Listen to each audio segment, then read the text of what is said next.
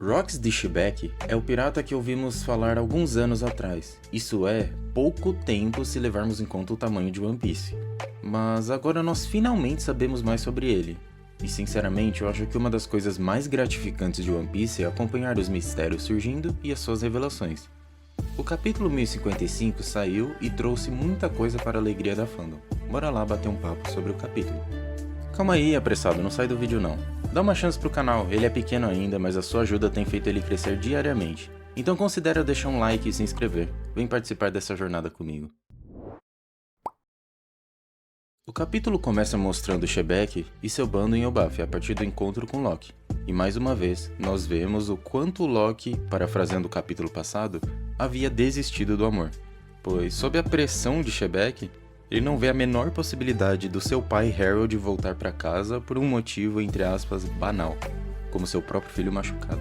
Aliás, comenta aqui embaixo, você fala Shebek ou Zebek? Eu tô realmente curioso para saber como vocês falam o nome dele. Enfim, então é aqui que nós temos o primeiro vislumbre do jeito de lutar do Rox. E cara, eu tô louco pra ver isso animado. É dito que a técnica de espada dele era capaz de fazer tudo voar pelos ares, como um bombardeio ou golpes de martelos gigantes. Cara, lançar um corte afiado no ar é muito comum em One Piece, qualquer espadachim faz isso, com facilidade. Mas com uma espada fazer um impacto destrutivo e esmagador, isso é pra poucos. É claro, o Shebek não vai seguir o caminho da espada como um espadachim de verdade, como Zoro, Mihawk ou até mesmo a Tashigi. Personagens assim têm um código de honra, são um só com a sua lâmina, independente da técnica. O Rox está mais para um espadachim do tipo Shanks ou Roger, que usam os seus sabres mais como uma ferramenta a mais. E por falar nisso, em um passado mais distante nós vemos logo na página seguinte o Shebek segurando uma pistola, mostrando que ele não segue mesmo o caminho da espada. Mas ele não está num lugar qualquer, o cara está sentado na Sala das Flores, casualmente olhando para Imu. E isso não é pouca coisa, dá para contar nos dedos quantas pessoas puderam ver Imu e sobreviveram para contar a história. Mano, o Shebek acabou de chegar na obra e já tá sentando na janelinha. E sabe o que é pior? Ele pode, o cara é brabo. E beleza, ele realmente é. Mas calma lá que Mu aparenta ser outro nível também. Se Joy Boy possui o maior haki que já vimos até agora, a sua contraparte, Mu-sama, não pode ficar pra trás. E é isso, o Shebek simplesmente sentou lá na frente, mas ao mesmo tempo a presença de Mu é tão grande que deixou o Shebek impotente. Cara, você tem noção do que é isso? Ele simplesmente, no futuro, precisou do Roger e do Garp juntos para ser derrotado. E mesmo assim, diante de Mu, ele fica impotente. O patamar aqui é outro.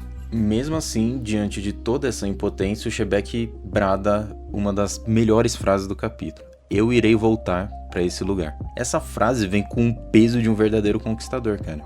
Rox está praticamente cuspindo que vai tomar o poder de Mu e se tornar o novo rei do mundo. Quando Rox foge do castelo, nós vemos como se deu o primeiro encontro de Harold e Shebek.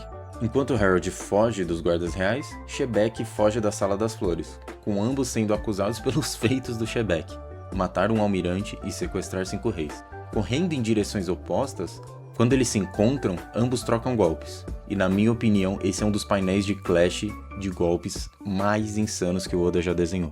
A espada gigante de Harold contra o sabre de Shebek gerou uma colisão de haki tão poderosa que varreu toda a presença humana em um raio de 2,5 km. Cara, 2,5 km.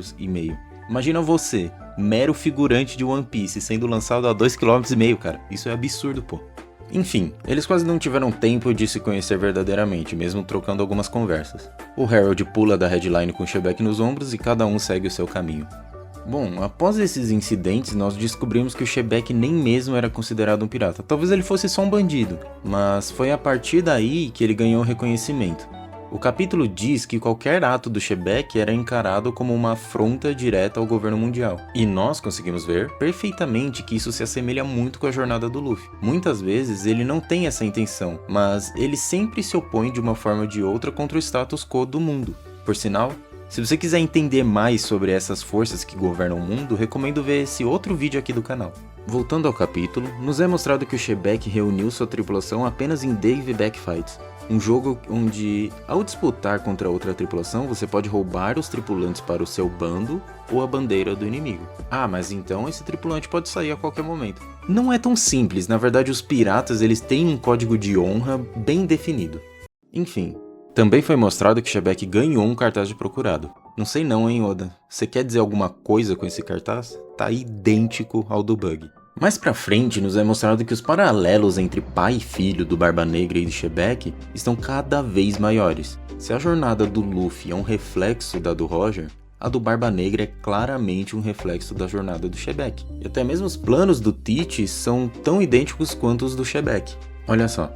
Após descobrir a verdade sobre o mundo e sobre quem realmente o governa, ambos, Shebeck e Tite, com a sua grande ambição, buscam uma tripulação não aliada por respeito ao capitão, mas sim motivada por ambição. Ambos têm como plano fazer de Hachinosu o seu território e, por consequência, todo pirata lá sob seu comando, e barganhar com o governo em seu benefício. Tite, na cronologia atual do mangá, está de certa forma fazendo a mesma coisa, aproveitando do caos gerado pelos revolucionários para barganhar em seu benefício. Será que o Barba Negra quer uma cadeira dentre os reinos aliados do governo, para depois partir para cima de Mu e tomar o controle do mundo? Ou será que ele vai direto para isso? Bom, o capítulo finalmente chega ao fim, mas nos momentos finais nos é mostrado que é a partir dali que o Loki se encanta por Shebeck, pois espionando uma conversa do Shebeck com seu pai, o Loki encontra um caminho. O mundo pode ser conquistado por meio da brutalidade, e ele, Loki, que nasceu forte, um pequeno monstro, está mais do que apto a fazer isso. Cara, quem diria que em Elbaf nós iríamos descobrir tantas coisas, mano. A bomba que é o mural e os textos Harley, o Scopper Gaban revelado, mais sobre Shebeck e por consequência sobre o Barba Negra, Imu, o Príncipe Loki, Shanks e sua linhagem, é simplesmente muita coisa, cara. Então considera se inscrever se você quiser continuar acompanhando os capítulos comigo e deixa aquele like, isso tem me ajudado muito a continuar trazendo conteúdo pra vocês. Muito obrigado por você ter assistido até agora e até logo.